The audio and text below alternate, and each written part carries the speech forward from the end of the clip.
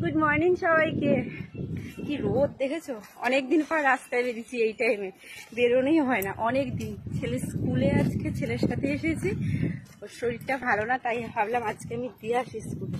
কিন্তু এত রোদ, ও যদি এক্সাম আজকে না থাকতো ওকে আমি স্কুলে পাঠাতামই না, কিন্তু তাই ওকে দিতে এসেছি। কিন্তু বাচ্চা কাচ্চা গরমে স্কুলে আসলে আর ফোনটার ভিতরে ডিজেল এরকম হচ্ছে।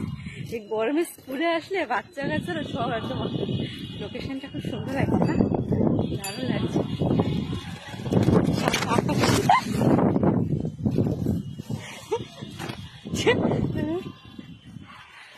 ওর শরীরটা ভালো না, এই 3 দিনের মধ্যে দুবার ওকে হসপিটালে নেওয়া হলো, কিন্তু তাও আসলাম ওর সাথে।